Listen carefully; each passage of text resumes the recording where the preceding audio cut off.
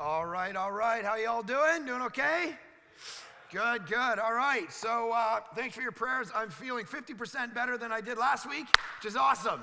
All right, which is why I have this. They tell me two things. Drink this because there's honey in it. And don't yell. So, because I'm trying to sustain my voice here, so I'm not allowed to yell for 2 weeks, so we'll see how this goes. I'll be about 4 minutes in, and I'm going to be screaming at you. Anyways, we'll see how it goes, but thanks for your prayers. Okay, my name is Mark. If you're new, you have no idea what I'm talking about, so who cares? Welcome to Village Church. I'm one of the pastors here. And we are in the midst of a series called The Problem of God, and we're answering all these massive questions about Christianity that people wage against it, that skeptics ask. If you're a skeptic, awesome, glad you're here.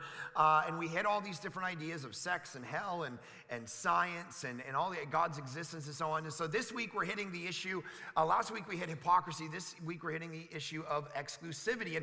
And obviously when we're answering these questions, people want to know the answers. And so you've brought friends and family, and maybe you're just a skeptic, you're exploring Christianity. Awesome, glad that you're here. But that means the church grows. So we know since we launched in the fall, there's about 800 to 1,000 more people here attending the services than there were in August. That means there's more. That's awesome.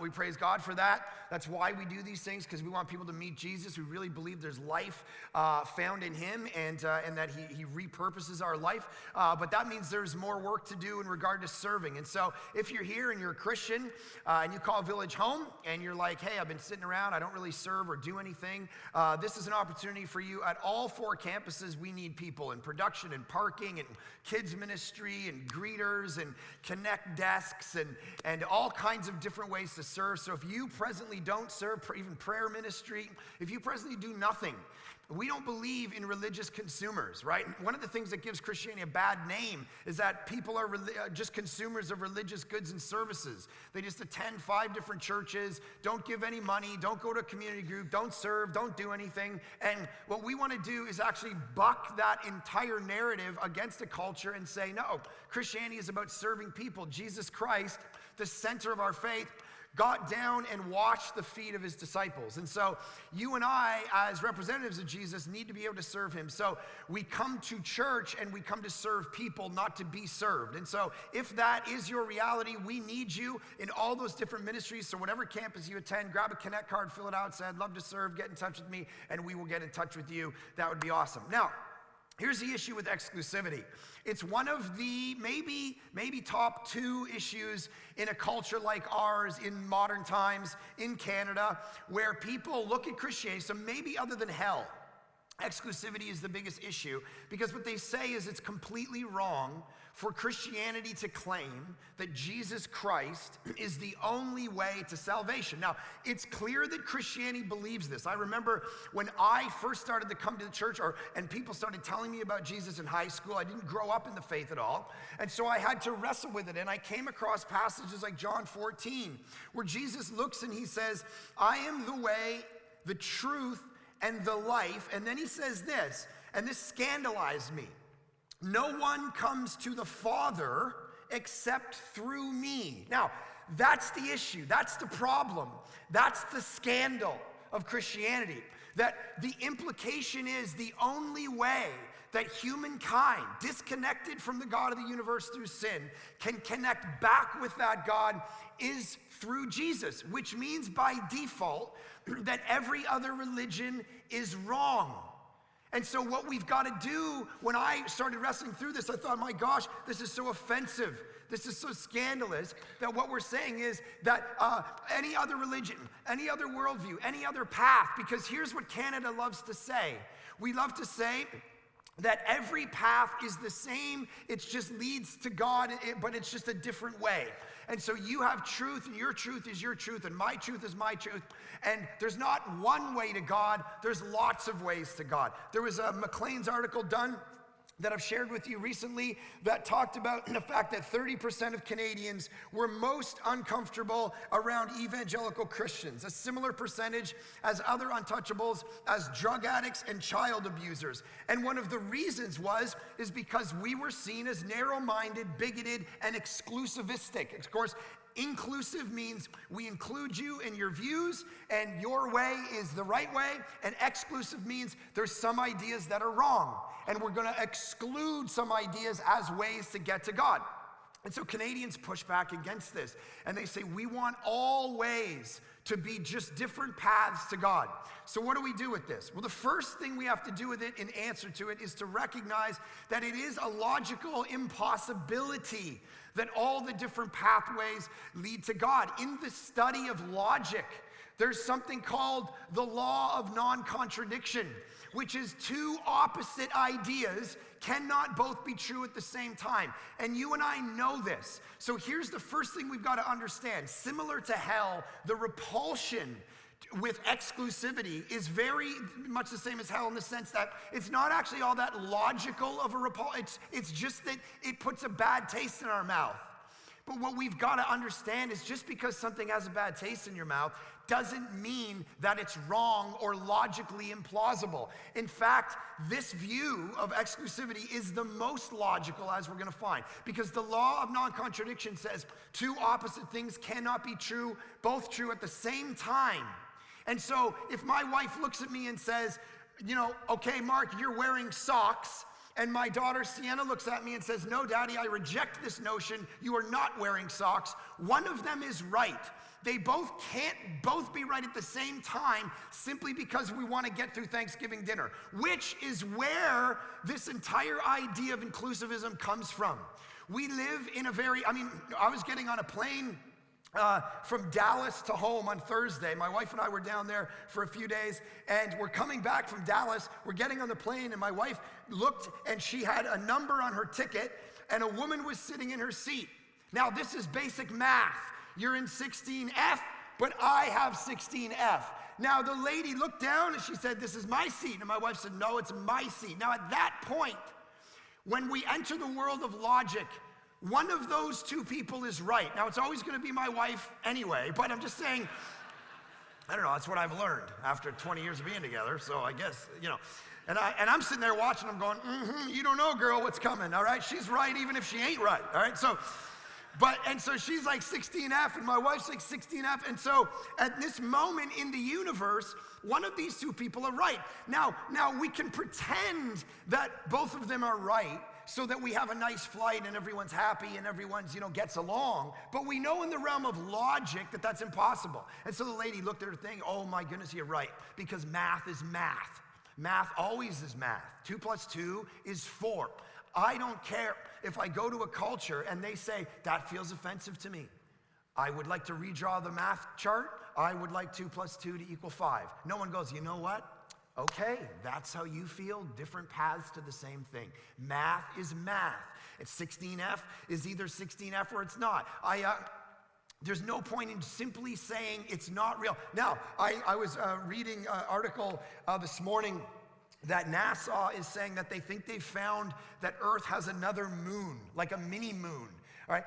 Yesterday I was reading a NASA article. I don't know why I read these things all the time. My kids think I'm crazy. It's like every time we walk in, I look at the moon. I'm like, look at that moon waxing. Do you know, children? They're like, no, Daddy, don't talk about space. But they found a couple planets behind Pluto. And so this is a couple days ago. They're like, oh my goodness, we think there's more planets in our solar system. Now, I'm looking at that stuff, and it's no use because I don't like it. It scares me because it means aliens exist. So that's where my mind goes. Now, it's no use me saying, no, they didn't find another moon. No, they didn't find planets behind Pluto because there's aliens. I just want it not to be true. There's no point in that.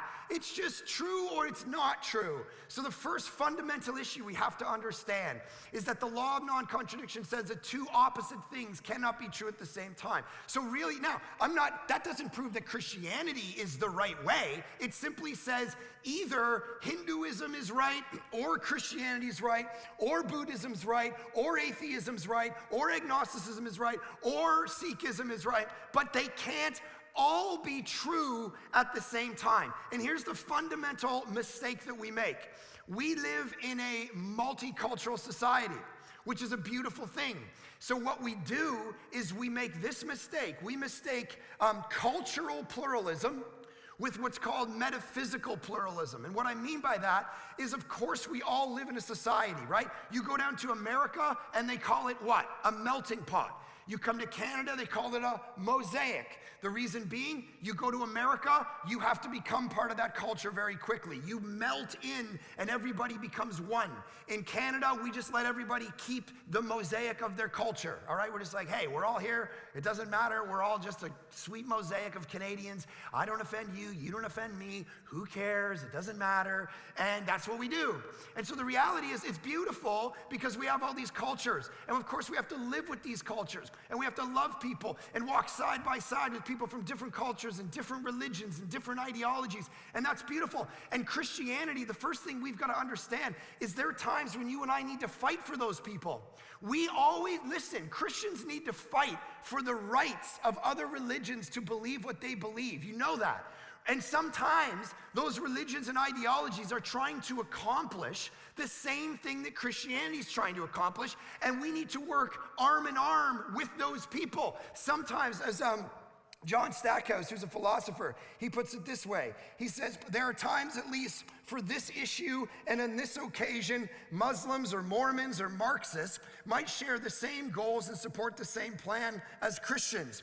And in those moments, Christians have to learn that sometimes when it comes to issues like abortion, sexual identity, these things that we're dealing with in life, there are times when the church actually needs to come together with other people to accomplish certain goals. The reality is, and of course we have to fight for people to believe what they believe. All right, I've told you this story that when I was in college, I was almost finished college. And I'd been a TA, and I'd done lectures at the school, and I loved scholarship, and I became this guy who wanted to do a PhD, and I loved footnotes and reading all these things. And my counselor came to me and said, you didn't finish your last credit in high school. We just tracked it down. You have to go back to high school and finish your last credit. And so I went back to high school with a backpack on for a summer course in English, and I'm already done college, so I'm brilliant. Right? So I go back and I get to relive my high school days where I wasn't brilliant. All right? So I got to go in like Doogie Howser, and I'm like, bam, I'm gonna throw this down. And I started writing essays, and these kids had never written an essay. I was like Chaucer, all right? I was like the man. And all these kids are like, I don't know, Mad Libs, fill in an adverb. I don't know what that is. And I'm like, play up, boom, boom. All right, so I'm getting 100% on everything, but I'm not telling anybody. I'm just pretending I'm like a, 17-year-old kid who doesn't know anything.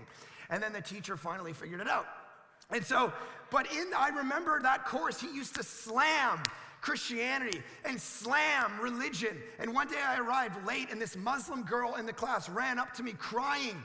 And I said, what's wrong? I gave her a hug. I looked at her, I said, what's wrong? She said, he just spent the last 20 minutes slamming Islam, telling me I have no idea what the Quran says. I have no idea. And so I went in and took him aside. I said, listen, you can't slam this. You have to understand, you can make fun of me, I don't care, but don't go after her. And I had to defend a Muslim.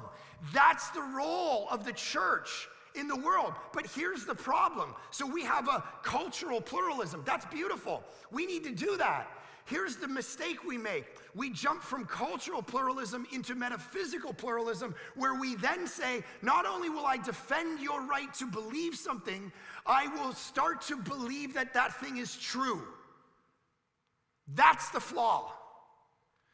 We need to defend people who have different beliefs than us, but we don't need to jump into a world where we then say, hey, I believe what you believe is actually true. That's the flaw. And Christianity comes out of the gate and says, actually, there's only one name, Peter says in Acts chapter 4. There is one name under heaven by which men can be saved, and his name is Jesus. That sin separated humankind from God, and that Jesus came and died on a cross, lived a perfect life, rose again from death. That's the only way we can get back to God. It's not by working for it. It's not by going and doing all these things for God. It's about what God has done for you. It's not because you're good. It's because God is good. It's not because of you. It's in spite of you. But that message pushes up against the entire cultural ethos of Canadian mentality. Here's a couple of quotes that capture this. Rabbi Shmuleo Batayek says this: "I'm absolutely against any religion that says one faith is superior to another. I don't see how that is anything different than spiritual racism. My position," Gandhi said, "is that all great religions are fundamentally equal." Oprah Winfrey, theologian, says, one of the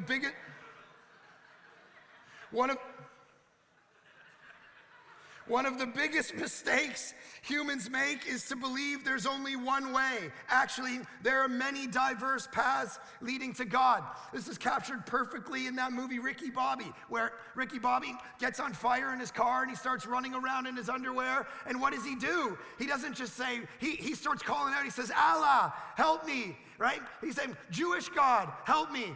Two of which don't like each other, by the way. "Tom Cruise, use your witchcraft on me. Oprah Winfrey, help me." What's he doing? He's hedging his bets. He's saying, maybe if this God's true, then they'll cancel. But I'm going to just believe, I'm going to throw it all to all of them. Hopefully one of them can help me. This is the philosophy of our culture. And Christianity pushes back against it and says, it's not actually true, even though it helps you get through Thanksgiving dinner.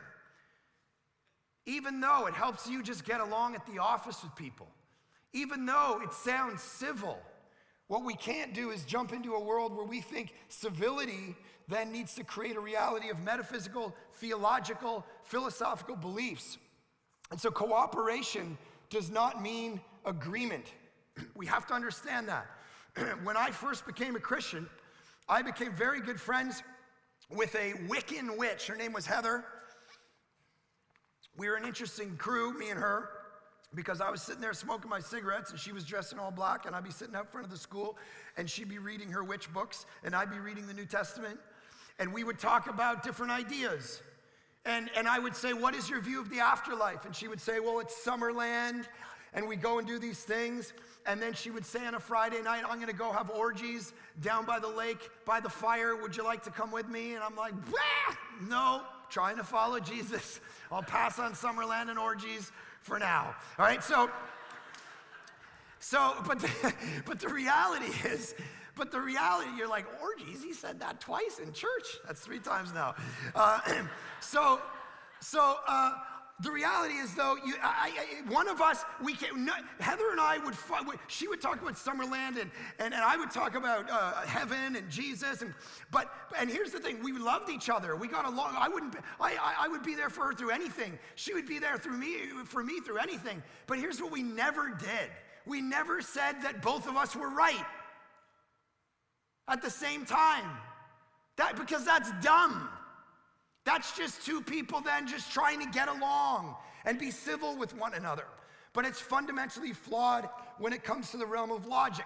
Timothy Keller gives a similar example. He's a pastor in New York City, obviously multicultural hub of the world. And he said, as a pastor, he was invited to be on a council at a university with a Jewish rabbi and a Muslim imam.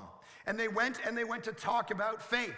And Tim Keller writes this. He says, "We all agreed on the panel with the statement that if Christians are right about Jesus being God, then Muslims and Jews fail in a serious way to love God as God really is. But if Muslims and Jews are right that Jesus is not God, but rather a teacher or a prophet, then Christians fail in a serious way to love God as God really is. They can't all be right." And then Keller says this: "Several of the students were quite disturbed by this, because to insist that one faith has a better grasp on truth than others was seen as intolerant." But here's the mistake we make. Richard Mao, who's a philosopher, says this: "Christian civility does not commit us to a relativistic perspective. Civility doesn't require us to approve of what other people believe and do. It's one thing to insist that other people have the right to express their basic convictions. It is another thing to say that they are right in doing so." This is what you and I have to understand. Not everybody's right about God. And if I had a meeting with a guy yesterday. I was hanging out with a guy yesterday. Sikh background. We're talking about faith. He asked me what I did for a living. So we're hanging out, and I'm talking to him.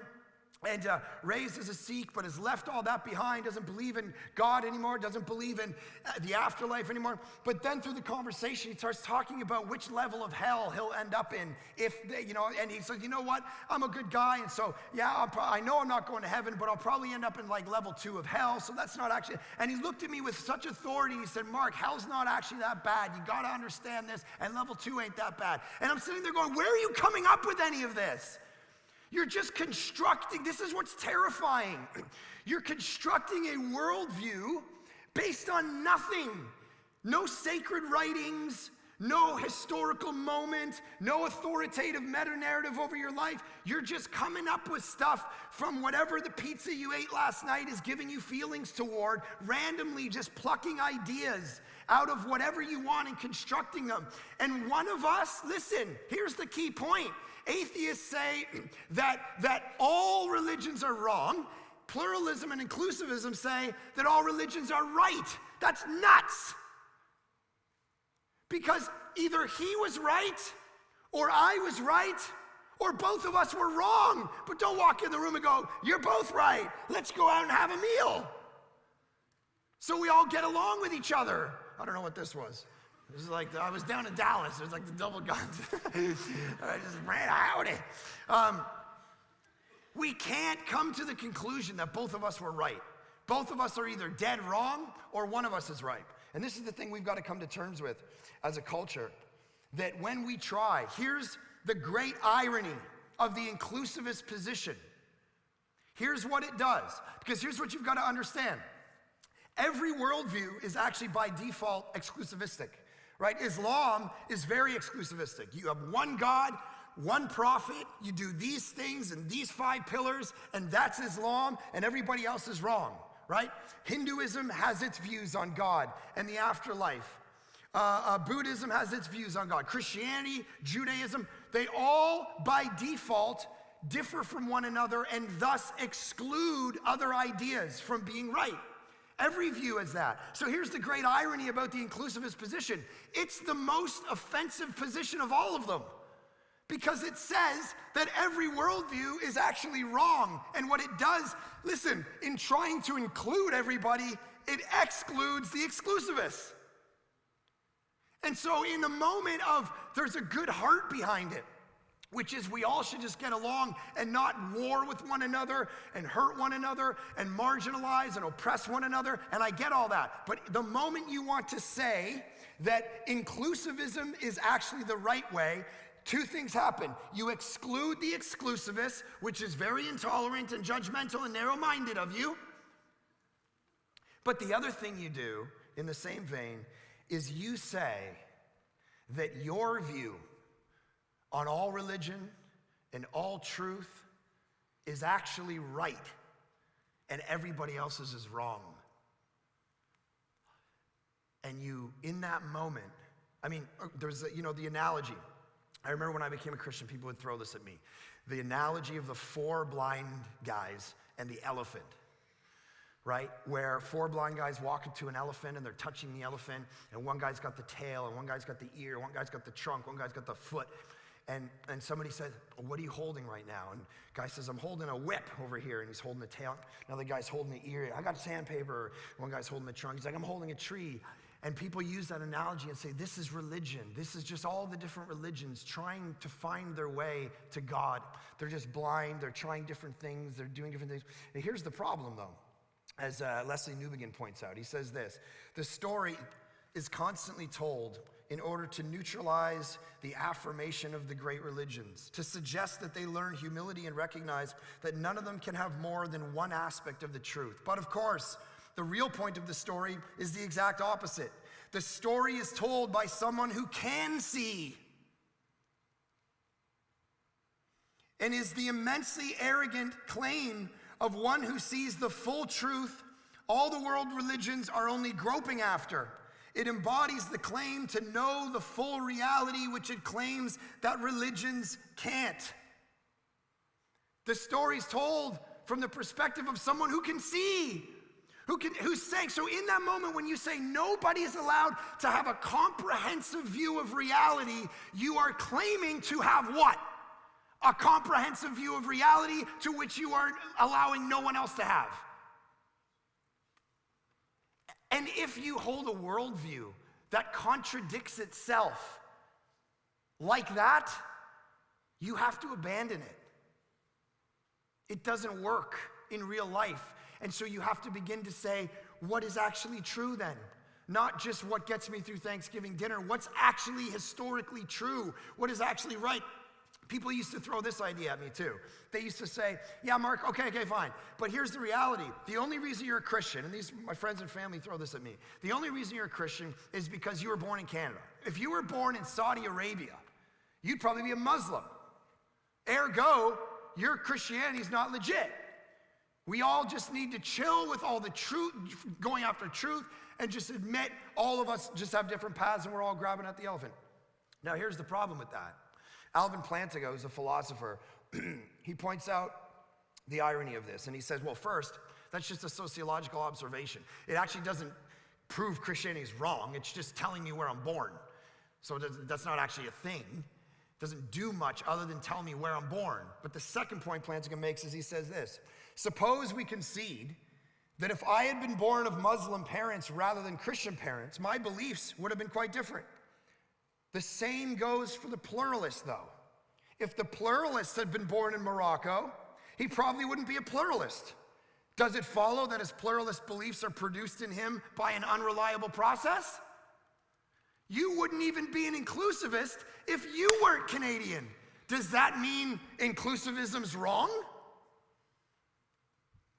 And so what we've got to do is try to understand and be self-aware of the things that we're coming at this question with, and begin to understand that based on logical impossibility, because all the religions, by the way, all the religions, when people say all religions are true, all of them are right. You know, John Lennon has this great quote, what he said, I believe all the religions are true. Jesus, Buddhism, Muhammad, what they taught was right. And it's like,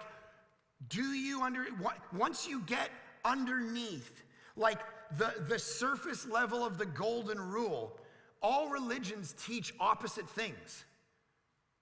Contradictory things, things that counter one another at every level. And it's silly of us to look and go, no, they all kind of teach the same stuff. That's what people say. Oh, all religions, they all teach the same thing. Until you begin to realize, no. Actually, there's a poem by a guy named Steve Turner. He's a satirist, and he talks about the idea.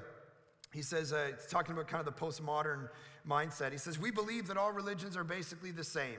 At least the ones that we read were. They all believe in love and goodness. They only differ on matters of creation, sin, heaven, hell, God, and salvation.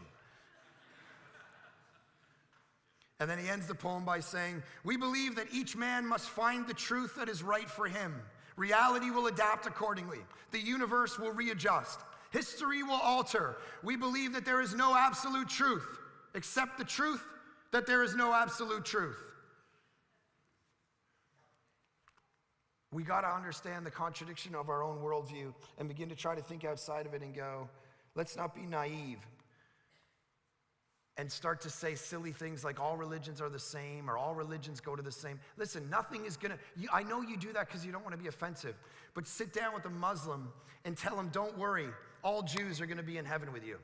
Sit down with a Palestinian, sit down with, it's the ultimate effect. These people have lost their lives. Their parents, their grandparents have fought and died and been martyred for causes. And then we come in and go, oh, don't worry. We have a comprehensive vision of reality. We've got a new idea. And it's everybody's the same. We're all going to be in heaven together, kumbaya, holding hands together. Nothing is more offensive to 99.9% of the world. But I know you sitting in a Starbucks drinking a latte in your educated, Western, democratic mind think you've just liberated humanity. And in that moment, you've enslaved it. So we begin to go, okay, all religions aren't the same. You know, there are better ideas than other ideas. See, when we say something silly like all religions are the same, what do we mean? Do we mean the Amorite religion back in the time of the Old Testament that used to take children and rip their arms off and beat a drum and throw them into the fire so that the parents couldn't hear the screaming of the live child in order to sacrifice to the gods? Do you mean Jim Jones? He convinced 900 people after they gave him his kids so he could have sex with all of them? 900 people drank a drink and all killed themselves under his ministry in Guyana? You mean those religions? Are those religions okay? No. Okay, so which ones then? The middle class, domesticated, white ones, the ones that don't make us uncomfortable. Which ones are you going to let in and say those ones, everyone's right? Because remember, this position isn't that they're all wrong. That's atheism. That's a different week. This position is all of them are right. We're all together. And we got to understand, some ideas are better than other ideas. We have to admit that. I think Christianity has a better origin story than atheism. Go back to week 1 or 2. I don't think that the origin story of atheism gets us to a place where we have morality or we understand first causes. I think the Christian story has better answers. I think the Christian story has better answers than karmic theology when it comes to evil and suffering. Karmic theology or pantheism or panentheism that believes that we are all part of God, that we are all God and God is everything, that kind of philosophy can't answer the question of evil and suffering properly. Why? Because that means that evil and suffering is part of God. N.T. Wright puts it this way. He says, you really have to try hard to believe that there's divinity in everything, including wasps, mosquitoes, cancer cells, tsunamis, and hurricanes. It can't cope with evil. When everything, including yourself, shares in or lives within divinity, there's no higher court of appeal. When something bad happens, nobody can come and rescue you. If everything is God, then you have no one to save you from the disaster that is your life, of the world around you, the tragedies, the crumbling. The story's not going anywhere. It's not getting better. It's unraveling more. But don't worry, the cancer cells are all part of divinity. It's not a good explanation for evil and suffering. But Christianity, I think, has the best origin story, has the best answer to evil and suffering, where God didn't stay aloof. He entered into the pain and the tragedy of the world, and he let it do his worst to him. We have to start comparing ideas, not just live. See, here's the thing, and I'll end with this, because I just want us to pray and think about the tragedy that is a worldview that refuses to face the tough questions and hide so quickly behind, well, let's not do the tough work, let's just go, everybody's right. In that moment, that is the pinnacle of not only naivety, but laziness. And I fear what's behind it is we don't want to be stirred up. We don't want to be confronted and changed in our life and have to change the direction. And I've told you this story before about my grandfather, who when he was this couple had taken him and put him kind of in this house and kind of were taking his money. And my brother and I came in and we told him the truth because we believed the truth was going to set him free. These people don't actually like you, grandfather. They just want to take your money. And he said, I know, but I don't care. And the reason I don't care is because I get 3 meals a day, I have company, I have a nice house. And in that moment, I realized that truth can set you free. It can. Jesus said that. But sometimes we hear truth and we choose comfort over truth because it's going to get harder. Your sex life is going to be reorganized.